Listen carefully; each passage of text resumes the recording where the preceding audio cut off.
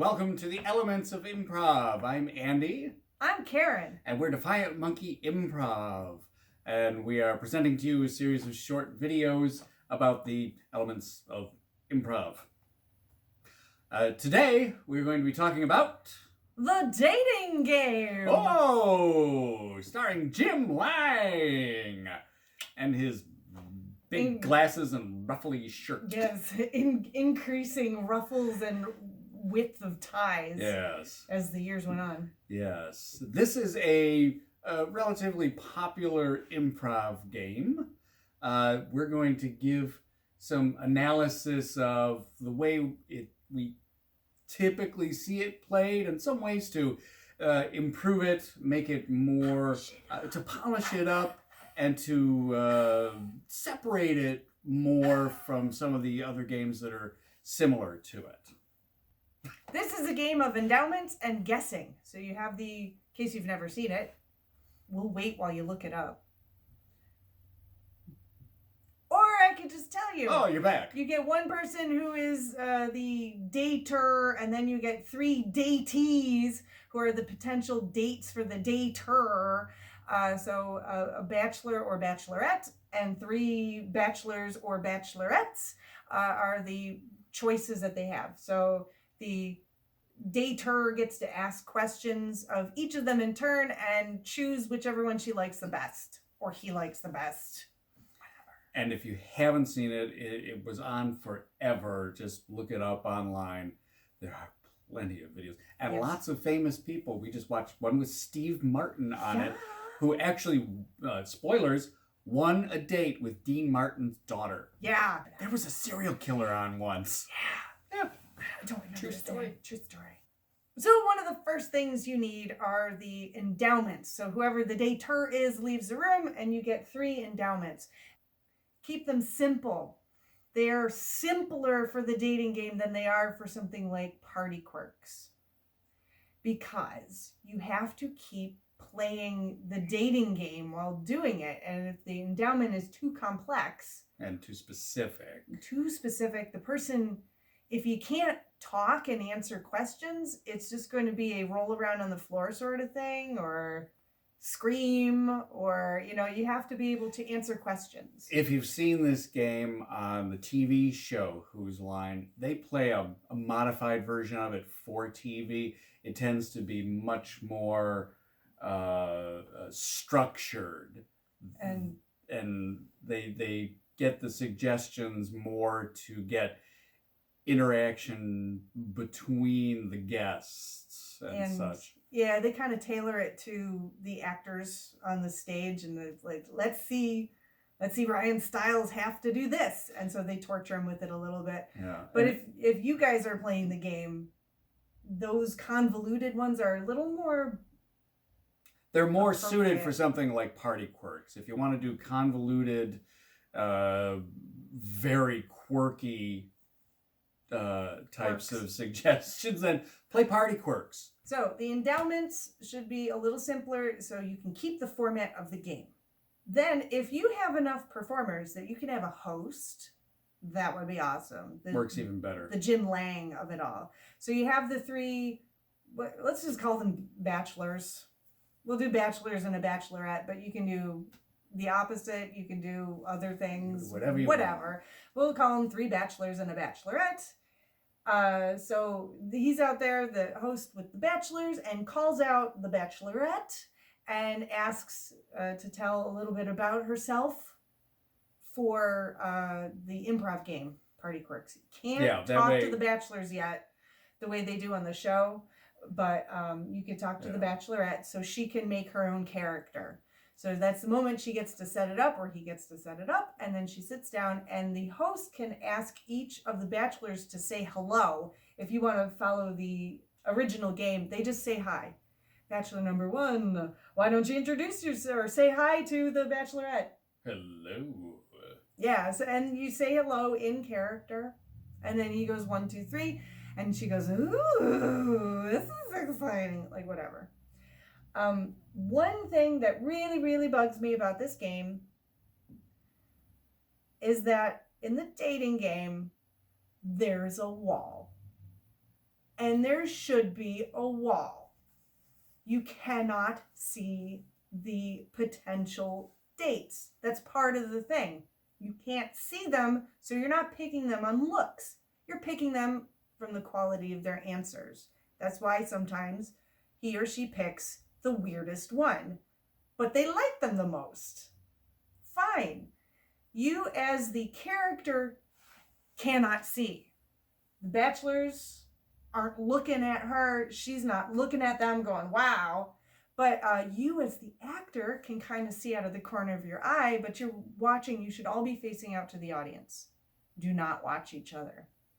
So if you want to see what the game looks like, go look it up, the real dating game on YouTube, and watch them. We'll wait.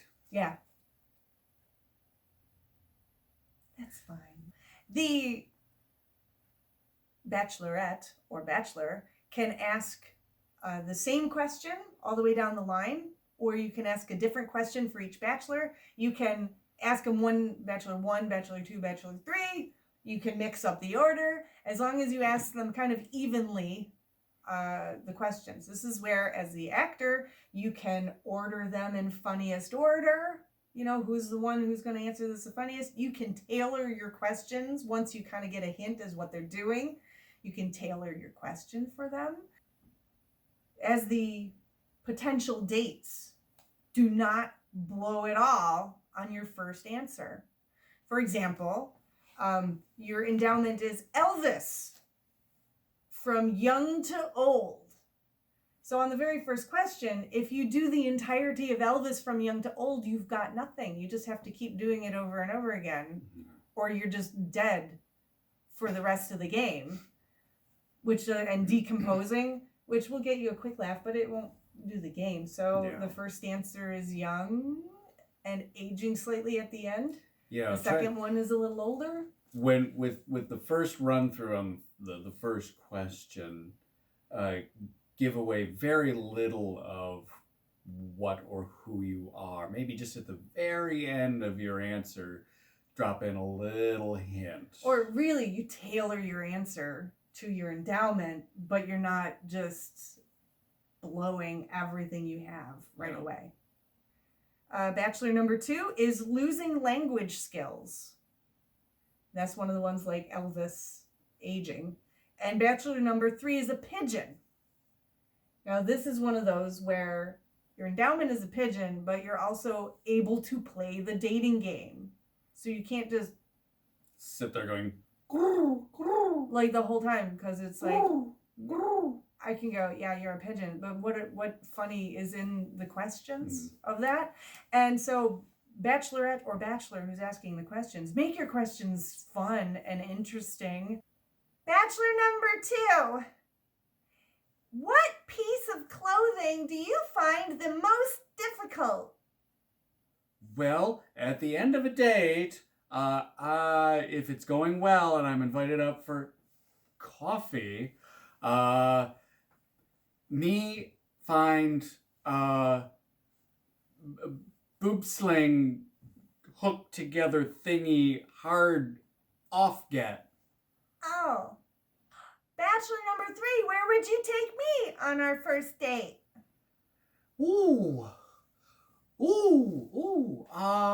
I would take you to the park. Oh. Yeah, I'd take you to the park, and we could go for a walk through the woods. Oh. And I'd find a statue of a Civil War general. And we could both climb on top and unleash our bowels on it. Yeah. All right then. Usually about 3 questions each. Yeah, you don't want to go on too long. But that's the other part of it. Keep it crisp. No need to go fast, or no need to... No, don't take forever with the answers. Don't wait a long time. Don't sit there. Just spit out an answer in character. Trust yourself that something entertaining will come out. Yeah. And the person who is going to be picking the date can help keep it moving. Like if they're really kind of going on and on, you go, that's interesting. Bachelor number 1. and just keep it moving. And you can comment slightly, ooh, creepy. Bachelor number 3, same question. And you can keep it moving that way. At the end, pick a winner by going through the ones you don't want. And you're guessing smoothly within the context of the dating game. If there's a host, the host can say, well, that's all the time we have for questions. So, Darlene, who are you going to pick tonight? Well, I'm not going to pick Bachelor whatever for whatever reason. And I'm not going to pick this other Bachelor for this reason. But I'm always intrigued by the endowment of this one. Yay! And so it keeps the answers interesting and in the context of the game. Well, I don't think I'm going to go with Bachelor number 1 because while I do love dead animals in my living room, I don't want to be a dead animal in his living room. Oh, you're going to go with me. And Bachelor number 3, I'm not sure that we're birds of a feather, especially since I consider you rats of the sky. So that means I'm going to go with the strong, silent type because I don't like to understand my man. Bachelor number 2, who's going to lose his virginity as well as his language skills. Yes, always remember that it is a guessing game. Yes. Yeah, don't forget to make your guesses and, you make them clear. Show by explaining why you didn't choose and why you chose. There you go. Yeah, so that's a good way of putting it. Yeah. If you try fitting this in. Going way back to before. I you'd edit it in. Yeah, I'll edit this in. Because if you're playing this, if you're playing this with really wacky endowments and you're just doing it for the sake of the wacky endowments, it really just becomes a game of seated party quirks. Not quite as interesting. So No. Keep your veneer of the dating game. The dating game. Polish it up so it's more like the dating game. Keep it crisp and have fun. Ah, yes. This has been the Elements of Improv. I'm Andy. I'm Karen. And we're Defiant Monkey Improv. Yeah. Now, if you want to learn more about improv, you can pick up our book, The 5 Elements of Improv. It's chock full of stuff, and it's available on Amazon in both paperback and Kindle, and someday on Audible audiobook. Once words use good. Yeah, check out our other videos in this series. A suggestion one may well be right down in this corner here. Covering my in this face. corner here. No, I make sure it doesn't.